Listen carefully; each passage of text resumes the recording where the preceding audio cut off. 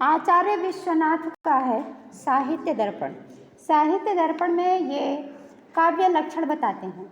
इनसे पहले 5 आचार्य हुए हैं जो हम इसके पहले की कक्षा में बता चुके हैं ना। 5 आचार्यों के काव्य लक्षणों का खंडन करते हैं। उनमें से सबसे पहले आचार्य हैं मम्मट। मम्मट का काव्य लक्षण ये है, तद दोषो शब्दार्थो सगुणा वन अलंकृति पुनः क्वापि। आचार्य मम्मट कहते हैं कि वह शब्द माने काव्य, वह काव्य कहलाएगा। कौन सा, किसे काव्य कहेंगे? जो शब्द और अर्थ, शब्द और अर्थ शरीर है काव्य का। शब्द और अर्थ ऐसा होना चाहिए जिसमें कोई दोष न हो। अदोषो शब्दार्थ हो, जिसमें कोई भी दोष नहीं होना चाहिए। उसके बाद सगुणा शब्दार्थ हो, वह शब्दार्थ गुण सहित होना चाहिए। तत्पश्चात अनलंकृति, उस शब्दार्थ समूह में अलंकार हो अथवा न हो। कहीं कहीं पर अलंकार न हो फिर भी उसे हम काव्य कहेंगे। समझ में आया? आचार्य मम्मट क्या कहते हैं? वह शब्दार्थ काव्य कहलाएगा जो अदोषो अर्थात दोष न हो, दोष रहित हो, सगुण गुण सहित हो, अनलंकृति अलंकार हो अथवा न हो, उसे हम क्या कहेंगे? काव्य कहेंगे। अब आचार्य विश्वनाथ इन्हीं का खंडन करते हैं। सबसे पहले खंडन करेंगे अदोषो। यदि आचार्य मम्मट कहते हैं कि जिसमें दोष नहीं है, जो दोष रहित है, उसे ही काव्य कहेंगे, तो आपकी किताब में एक श्लोक मिलेगा, न्यक्यारो हेमेव में यदरयः तत्राप्यसौ तापसा। मिला कि नहीं? किताब देखेंगे तब मिलेगा।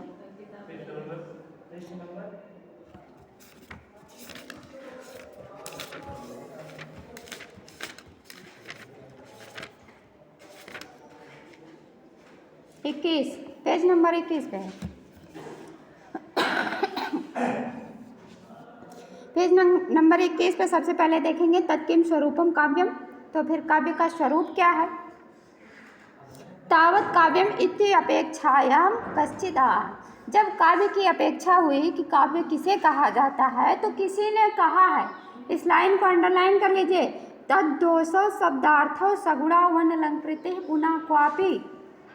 लाइन यहाँ तक है। और ये किसकी लाइन है? किताब में नहीं लिखा है ना, तो लिख लीजिए मम्मट की। यह पंक्ति किसकी है? आचार्य मम्मट की है।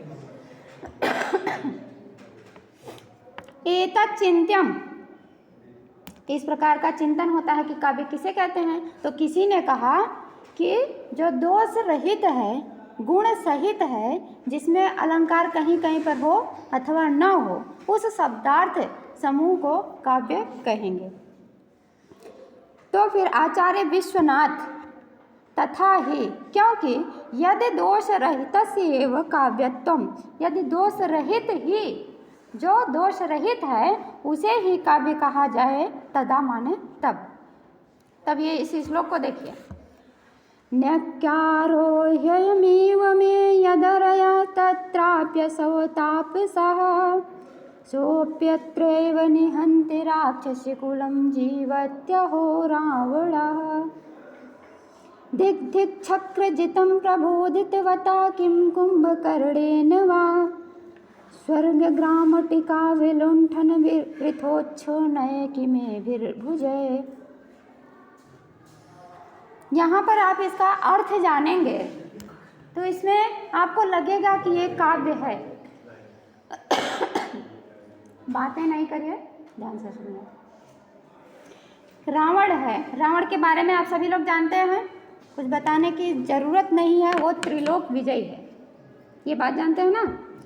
जो त्रिलोक विजय है, तीनों लोगों पर विजय प्राप्त कर चुका है, उसके लिए कोई शत्रु शेष बचा हो, उसके लिए धिक्कार की बात होगी कि नहीं? धिक्कार नहीं है क्या उसे? किस बात? तीनों लोग पर विजय प्राप्त कर लिए फिर भी उसके शत्रु बचे हैं, धिक्कार नहीं होगा उसे? तीनों लोग पर विजय प्राप्त कर लिया मतलब तीनों लोग का राजा वही बना है, फिर भी उसके शत्रु अभी भी बचे। लेकिन अभी भी शत्रु हैं। तो देखिए, न्यक्कारो माने धिक्कार है, ही माने क्योंकि, अयमेव में यद अरयः, अरयः माने शत्रु, मेरे शत्रु हैं इसलिए मुझे धिक्कार है। शत्रु हैं तो ठीक है, लेकिन वह शत्रु भी कौन है? अत्रा तत्राप्यसो तापसा, उन शत्रुओं में ऐसा एक शत्रु है जो तपस्वी है। त्रिलोक विजयी रावण अपने आप को धिक्कार रहा है कि मुझे धिक्कार है क्योंकि मेरे शत्रु हैं, और उन शत्रुओं में एक शत्रु है तपस्वी, तपस्वी वेश में है। सो अपि अत्रैव निहंति राक्षस कुलम, और वह जो तपस्वी शत्रु है यहाँ इस राक्षस कुल में आ गया, इस लंका में आ गया है और हमारे कुल को निहंति मार रहा है, हमारे राक्षस कुल का विनाश कर रहा है। जीवत्य हो रावणा, अहो फिर भी रावण अभी जीवित है। रावण के रहते हुए भी राक्षस कुल का नाश कर रहा है कौन? वह तपस्वी शत्रु। आगे देखिए, धिक धिक चक्रजितम, चक्र का चक्र मतलब इंद्र, जो इंद्रजीत है उसे भी धिक्कार है, उस इंद्रजीत को भी धिक्कार है। प्रबोधित वता किम कुंभकर्णेन वा, जगाए गए उस कुंभकर्ण से क्या लाभ, उसे भी धिक्कार है। स्वर्ग ग्रामटिका विलुंठन वृथोच्छूनये किमे भी भुजे, स्वर्ग रूपी ग्राम जानते हैं, गांव, लेकिन ग्रामटिका किसे कहेंगे? गांव, हमारा जो गांव होता है, ग्रामटिका किसे कहेंगे? एक बड़ा सा गांव होता है, उसमें एक पुरवा होता है ना, उसी को ही कहेंगे ग्रामटिका, छोटा गांव। तो स्वर्ग को बताया गया ग्रामटिका। स्वर्ग एक छोटा सा गांव है, उसको विलुंठन, उसको लूटने से वृथा व्यर्थ ही उच्छून बढ़ गए हैं। स्वर्ग रूपी ग्रामटिका को लूटने से व्यर्थ ही मेरी भुजाएं बढ़ गई हैं। स्वर्गलोक पर विजय प्राप्त किया था रावण ना, तो उस स्वर्ग रूपी ग्रामटिका को लूटने से व्यर्थ ही मेरी भुजाएं जो बढ़ी हुई है वो व्यर्थ है। तो इस श्लोक को सुन करके आपको ऐसा नहीं लगा कि ये एक श्लोक है या एक काव्य है, या एक काव्य है कि नहीं? सुनने में अच्छा लगा, काव्य है कि नहीं?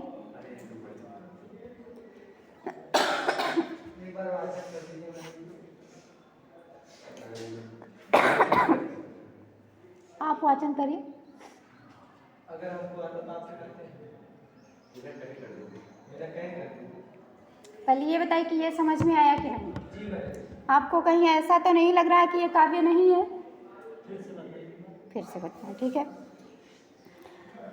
ही माने क्योंकि, ह्ययमेव लिखा है ना पहली पंक्ति में, ह्ययमेव, न्यक्कारो नक्कारो ह्ययमेव, ही क्योंकि, अयम एव यही, मैं मेरी, यही मेरे लिए, नक्कार मतलब धिक्कार है, मेरे लिए यही धिक्कार की बात है कि यद अरया, शत्रु हैं, मेरे शत्रु अभी भी हैं, मैं त्रिलोक विजयी हूँ फिर भी मेरे शत्रु अभी भी हैं। तत्रापि असौ तापसा, उन शत्रुओं में जो शत्रु है वह तपस्वी है, तपस्वी कोई मेरा शत्रु है।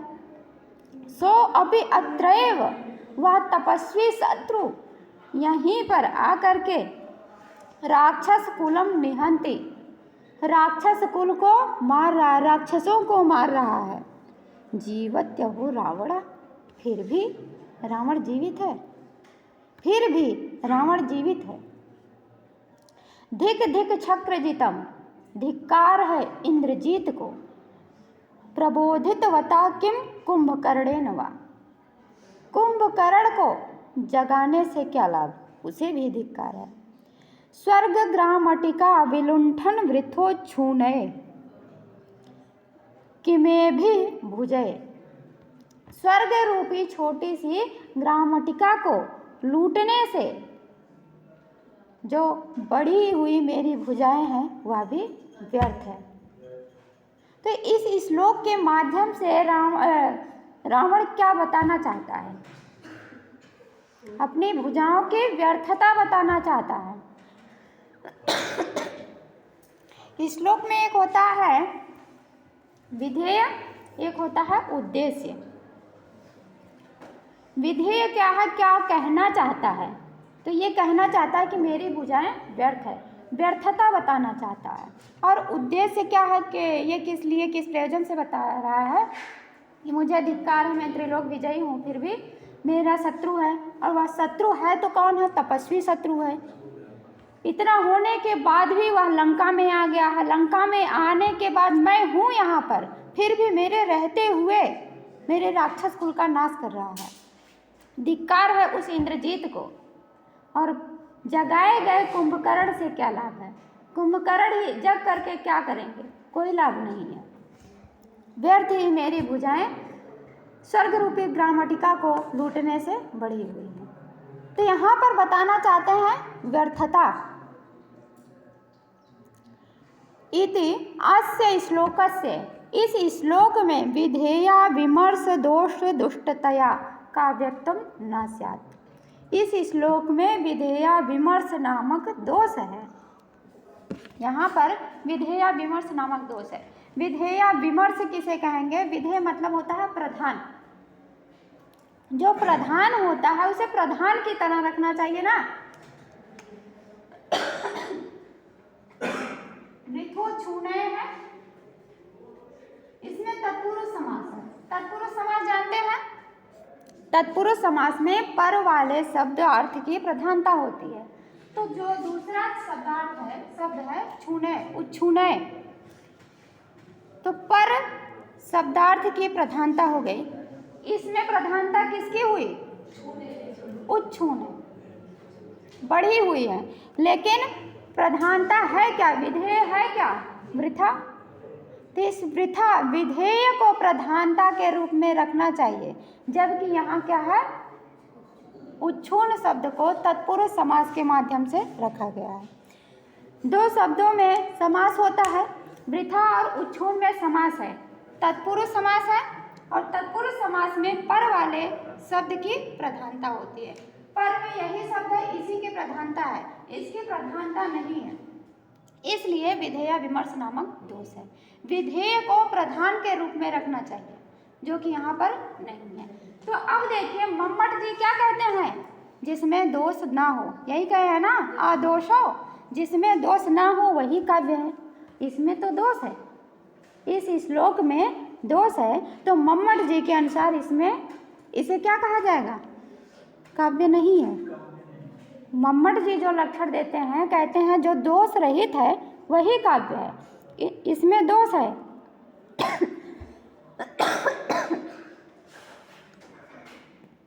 इसमें दोष है, अतः यह काव्य नहीं है।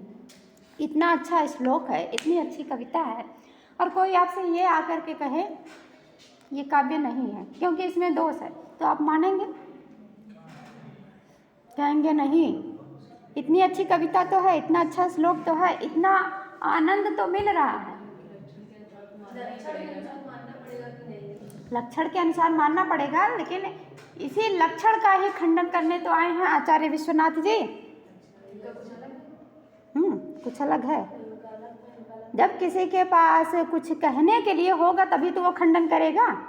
आपकी बातों का खंडन हम तभी करेंगे जब आपकी बातों को प्रमाणित करने के लिए हमारे पास कुछ हो। इनके पास कुछ है।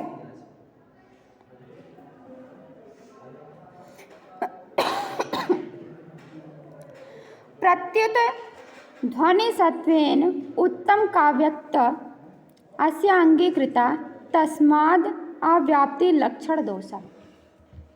यहाँ पर उत्तम काव्य है, लेकिन यहाँ पर जो दोष दिख रहा है, विधेय विमर्श दोष, इसी की व्याप्ति हो जा रही है। अतः आचार्य मम्मट के अनुसार इसे काव्य नहीं माना जाएगा। आचार्य मम्मट कहते हैं कि जो दोष वाला है उसे काव्य नहीं कहा जाएगा, दोष रहित है, आदोष है, उसे ही काव्य कहेंगे। तो मम्मट जी आप बताइए कि ये जो श्लोक है इसमें दोष है और यह काव्य नहीं है क्या? बहुत लोग इसे कहेंगे काव्य है। अतः यह जो आप लक्षण देते हैं आदोषो, यह परास्त हो जाता है, ये निरस्त है। आपको ये शब्द नहीं रखना चाहिए। यदि आदोषो शब्द रखते हैं तो साहित्य जगत में ऐसे कई जगह मिलेंगे जहाँ पर बहुत ही दोष हैं, और उन सभी को आप काटते जाएंगे कि ये काव्य नहीं, ये काव्य नहीं, ये काव्य नहीं, तो काव्य है क्या? जितने भी श्लोक मिलेंगे उन सभी में कोई ना कोई दोष मिलेगा ही। और आप कहते हैं आदोषो काव्यम, जो दोष रहित है उसे काव्य कहते हैं, तो काव्य है क्या? कोई काव्य मिलेगा ही नहीं। ठीक है, आदोषो यहाँ पर परास्त होते हैं। अब किसी ने कहा ननु कश्चिदेव अंशो अत्र दुष्टो न पुनः सर्व अपि इति चेत। इस श्लोक में केवल इतना ही शब्द दुष्ट है ना, यहीं पर दोष प्राप्त होता है ना, बाकी जो शब्द हैं वहाँ तो कोई दोष नहीं है। ननु कश्चिदेव अंशः अत्र दुष्टः, यहाँ पर कुछ ही अंश में दोष है। कुछ ही अंश क्या है? वृथो छूने, केवल इसी शब्द में दोष है। ननु कश्चिदेव अंशः अत्र दुष्टः, यहाँ पर कुछ ही अंश में दोष है। पुनः सर्वः अपीति चेति, यहाँ पर सभी पूरे श्लोक में दोष नहीं है। तरहि, तो फिर यत्र अंशे दोषा, जिस अंश में दोष है, वृथो छूने में दोष है, इसी अंश में तो दोष है, तो इसी को ही काव्य मान लेते, इसी को ही अकाव्य मानते हैं। जहाँ पर दोष है हम इसे कहेंगे कि ये काव्य नहीं है, जहाँ दोष नहीं हुआ है तो कह सकते हैं काव्य है। कह रहे हैं तरहि, तो फिर यत्र अंशे दोषः, जिस अंश में दोष है, सह वह अकाव्यत्व प्रयोजका, वह अकाव्यत्व का प्रयोजक है, अर्थात वह काव्य नहीं होगा। यत्र ध्वनि, जहाँ पर ध्वनि है, इसके अतिरिक्त जो बचा है जहाँ पर उत्तम काव्य है, यत्र ध्वनि, जहाँ पर ध्वनित है, व्यंग्य है, सा उत्तम काव्यत्व प्रयोजका, वह उत्तम काव्य का प्रयोजक है, उसे हम उत्तम काव्य कह सकते हैं। केवल आप इसे उत्तम काव्य मत कहिए, इसे आप दोष कहिए, बाकी जो शेष बचता है उसे आप उत्तम काव्य कहिए। यदि हम ऐसा कहते हैं इति अंशाभ्याम उभयता, इस प्रकार यदि हम दो बातें करते हैं कि जो यह वृथो छूने शब्द है यह दोष युक्त है, इसे हम काव्य नहीं कहेंगे, बाकी जो बचा है श्लोक उसे हम, जैसे वो बाकी श्लोक बचा है, नकारो है मेव में यदरया तत्राप्यसौ तापसः सोऽप्यत्रैव निहन्ति राक्षसकुलं जीवत्यहो रावणः दिग्दिग्चक्रजितं प्रबोधितवतः किं कुंभकर्णेन वा स्वर्गग्रामटिका विलुण्ठन किमेभिः भुजै। ये बाकी जो बचा है इसे हम उत्तम काव्य कहेंगे, और जो वृथो छूने है इसे हम काव्य ना कहें। यदि इस प्रकार दो प्रकार से बातें करते हैं तो आकृष्यमाणम इदम, यह आकृष्यमाणम, ना कहने वाले अपनी तरफ खींचते हैं और कहने वाले, काव्य कहने वाले अपनी तरफ, आधे लोग कहेंगे काव्य है, आधे लोग कहेंगे काव्य नहीं है। जब एक ही चीज़ को दो लोग दो तरह से कहते हैं तो वह वास्तविक रूप नहीं रह जाता है। आकृष्यमाणम इदम काव्यम अकाव्यम वा किमपि न स्यात्, ना तो यह काव्य रहेगा और ना ही यह अकाव्य रहेगा, या कुछ भी नहीं बचेगा। कुछ लोग यदि काव्य कहते हैं और कुछ लोग अकाव्य कहते हैं, तो दोनों तरह की बातें होने पर कुछ भी नहीं बचेगा। आगे देखिए, न च कश्चिदेव अंशः काव्यस्य दूष्यन्तः, यदि हम ऐसा कहें कि कुछ ही अंश दूषित है, श्रुति दुष्टादयो दोषा, श्रुति दुष्ट इत्यादि दोष है, तो किम तर्हि सर्वमेव काव्यम, कुछ ही शब्द दुष्ट हैं तो थोड़ा सा दोष है, हम सबको काव्य कह सकते हैं ना, दोष तो थोड़ा सा ही है, तो फिर सर्वमेव काव्यम, सब काव्य हैं। तथाहि, क्योंकि काव्यात्म भूतस्य रसस्यान अवकर्षकत्वे तेषां दोषत्वमपि न अंगीक्रियते। जब काव्य में जो रस होता है, रस से ही हमें आनंद मिलता है, काव्य के रस में जब कमी ना आए तो हमें काव्यत्व को अंगीकार कर लेना चाहिए। यदि उसमें कमी आए, काव्य के आनंद में, रस में कमी आए, तब हम उसे स्वीकार नहीं करेंगे। काव्यात्म भूतस्य, काव्य की आत्मा क्या है? काव्य की आत्मा किसे कहते हैं? रस को कहते हैं। रस को काव्य की आत्मा कहते हैं। काव्यात्म भूतस्य, काव्य की आत्मा भूत जो रस है, यदि उसमें अनअपकर्षकत्वे, यदि उसमें अनपकर्ष आ जाए, उसमें कमी आ जाए, तेषाम दोषत्वम अपि, उसमें दोष होने पर भी न अंगीक्रियते, उसे स्वीकार नहीं किया जाता है। यदि कमी आएगा तब, रस में कमी आए तब उसे काव्यत्व स्वीकार नहीं करेंगे। अन्यथा नित्य दोष अनित्य दोषत्व व्यवस्था अपि न स्यात्। नित्य दोष और अनित्य दोष, ये दो प्रकार की व्यवस्था की गई है। यदुक्तम ध्वनिकृता, जैसा कि कहा गया है, श्रुति दुष्टादयो दोषा अनित्या चाहिए दर्शिता। श्रुति इत्यादि कुछ दोष हैं, श्रुति दुष्ट आदि कुछ दोष है जो अनित्य कहे गए हैं। अनित्य मतलब हमेशा रहने वाले नहीं हैं। ध्वन्यात्मान्येव श्रृंगारे ते हेया इति उदाहरिता, जहाँ पर उत्तम काव्य होता है वहाँ पर श्रृंगार इत्यादि में ये हेय मतलब त्याज्य, त्यागने योग्य है। इन दोषों पर ध्यान नहीं देना चाहिए। जहाँ पर उत्तम काव्य है तो इन छोटे छोटे श्रुति इत्यादि दोष को ध्यान में नहीं रखना चाहिए।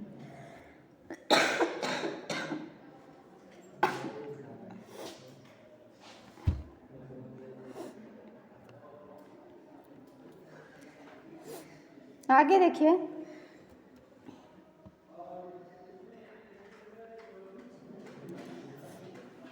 किंच एवं काव्यम प्रविरल विषयम निर्विषयम वा स्यात्।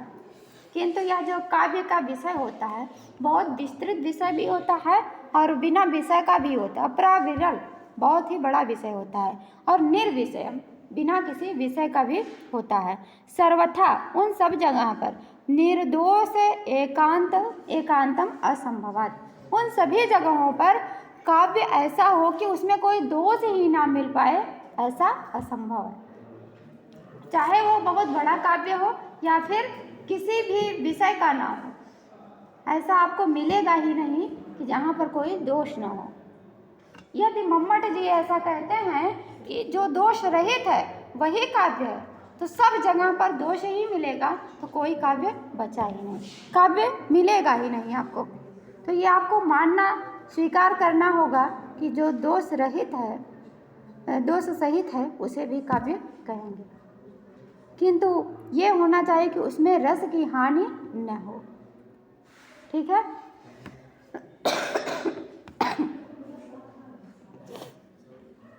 यदि ऐसा कहा जाए, ये जो आदोषो है, आदोषो, इस आदोषो पद का अर्थ आ का अर्थ ईषद लिया जाए।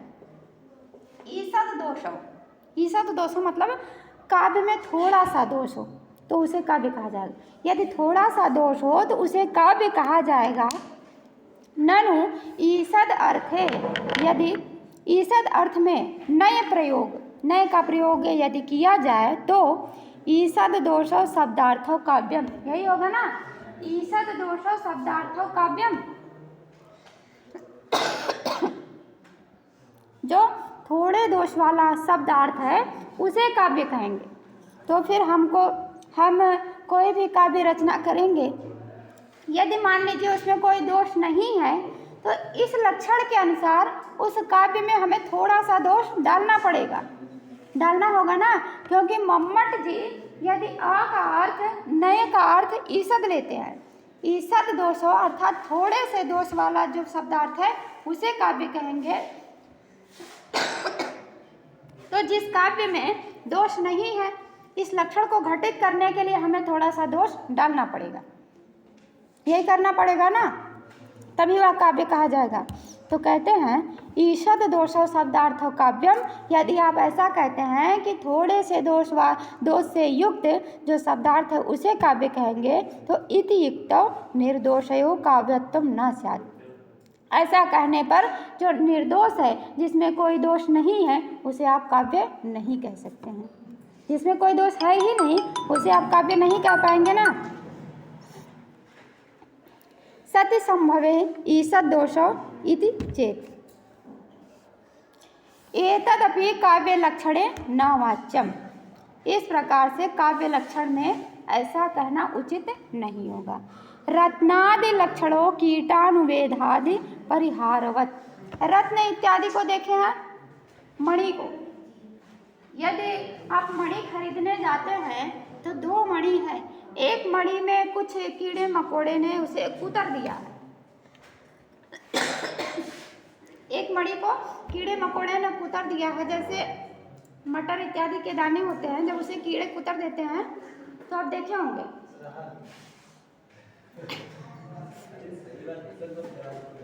तो उसी तरह से मणि भी होती है, यदि उसे कुतर दिया जाए। दो मणि खरीदने गए हैं, दो है, उसमें से एक आपको खरीदना है, तो आप कौन सा लेंगे? जो कीट ने अनुवेद कर दिया है या फिर जो पूरी तरह से सुरक्षित बचा है? जो सुरक्षित बचा है, जिसे कीट ने वेद दिया है, कुतर दिया है, उसे आप नहीं लेंगे। वह क्या करता है? आपके ग्राह्यता को कम करता है ना, उसे लेने वाले लोग नहीं मिलते हैं।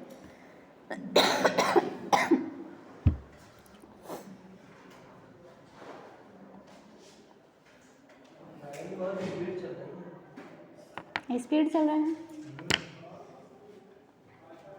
अभी तो बस केवल एक ही लोग के खंडन में लगे हुए हैं, इन्हीं का खंडन कर रहे हैं। वो भी एक ही शब्द पर पड़े हैं, आदोषो शब्द पर पड़े हैं। और इतना समय बीत गया है। कितना समय बीता? आधा घंटा हो गया।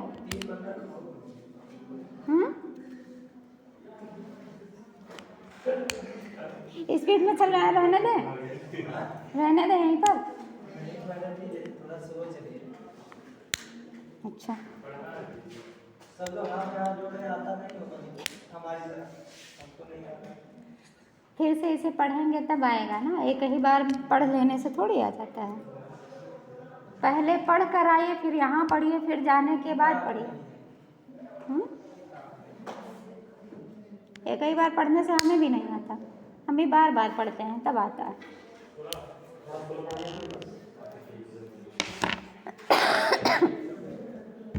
जैसे कीट ने अनुवेद कर दिया है, रत्न को काट दिया है, मणि को काट दिया है, तो क्या वह मणि नहीं है?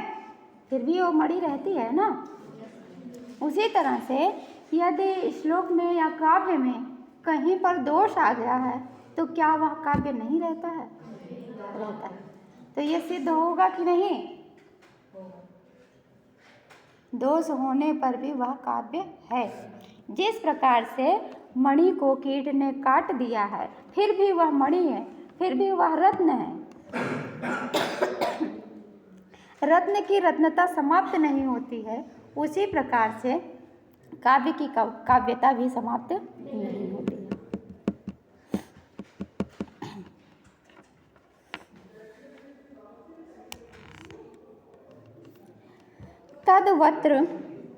तद्वत् अत्र श्रुति दुष्टादयो अपि। उसी प्रकार से यहाँ पर श्रुति दुष्ट इत्यादि काव्य के लिए कुछ कहे गए, उक्तम च कुछ कहा गया है। कीटानुविद्धम रत्नादि साधारणेन काव्यता दुष्टेषु अपि मता यत्र। जैसे कीट ने उसे वेद दिया, फिर भी उसकी रत्नता बनी रहती है, उसी तरह से काव्य में दोष आ जाने पर भी वह काव्यत्व बना रहेगा, जब कहीं रस अनुगम होगा तब। यदि आपको पूरी तरह से रस मिल रहा है, इस श्लोक का आनंद, काव्य का आनंद ले रहे हैं, तो वह काव्य बना हुआ, उसे हम काव्य कहेंगे। यदि रस में कहीं भी कमी आ जाती है, तब हम उसे काव्य नहीं कहेंगे। रस में कमी नहीं आती है तो उसे हम काव्य कहेंगे।